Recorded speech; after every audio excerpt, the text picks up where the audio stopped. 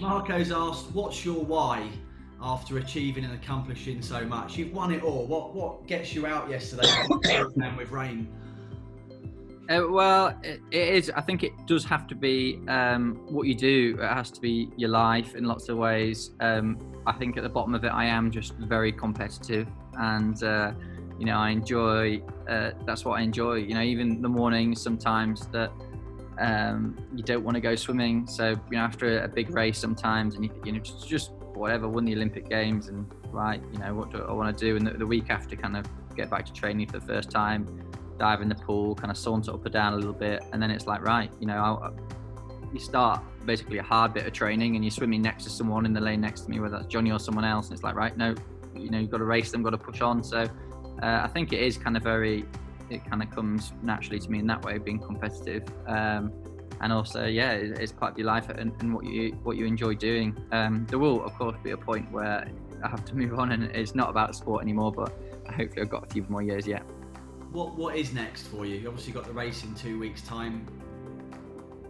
Yeah, so the race in 2 weeks' time is a short distance race. So that's kind of Olympic racing. It's actually a sprint, so 750-meter swim, 20-kilometer bike, and a 5-kilometer run. So it's kind of a bit short for what I'd do. It's half of Olympic distance, but still good for me to do short stuff and try and do a bit of speed and kind of challenge myself a bit.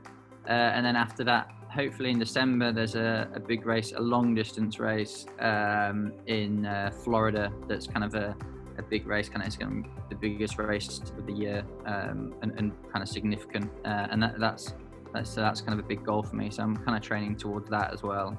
Obviously, Spain and Florida aren't great countries in terms of Corona are concerned. So I'm hoping these things are on. But like we talked about earlier, just training hard for them and seeing where that gets.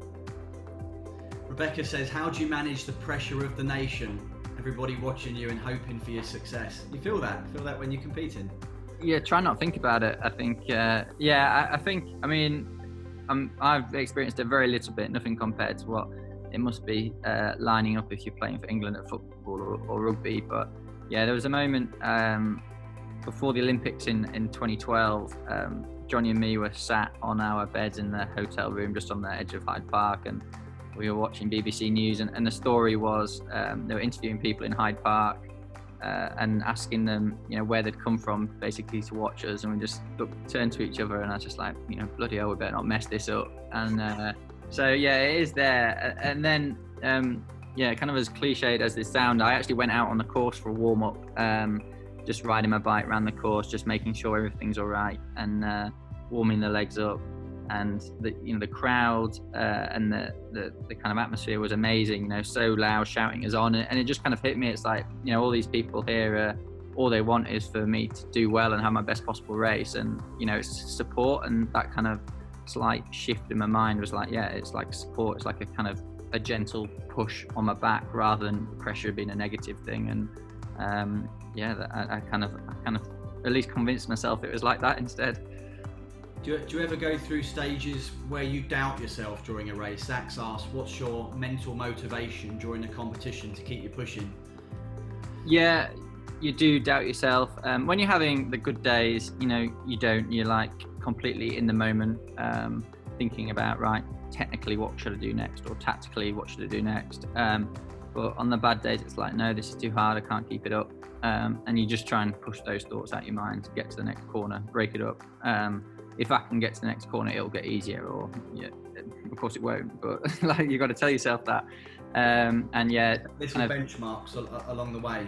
Yeah, little benchmarks, and also make it very, very simple. So I've always had a kind of technique of right, if this is hard, so if it's cycling or running and the person in front of you is pushing pace and you're just basically trying to keep up with them, just focus on something on their back, whether it's like something on the back of the seat post on the bike, say, or something on the back of their clothing on the run, and just focus on that and make sure that doesn't get any further away from you. And that's all I've got to do. I'm not thinking about what I'm going to have for dinner that night, or how far is left, or whether I'm hot or cold, or whether I need a drink or not. I'm just purely focusing on that, making sure that spot doesn't get any further away from me. Awesome, that's great advice. Stephen Daly's he's an ex-personal trainer that we've got working with us, so it's a little bit more of a slightly more scientific question. Given your training schedule and your diet, what's your body fat percentage? Yeah, mine's probably like at the moment high, like maybe 8% or something. Yeah, I kind of fluctuate a bit, and yeah, I'm not kind of a mega lean kind of strength-based athlete. I'm more like an endurance athlete, and yeah, I don't get super lean in that way. But yeah, I don't actually know, but I think 7-8% probably. What's your favourite of the three sports if you had to focus on one of them? Running.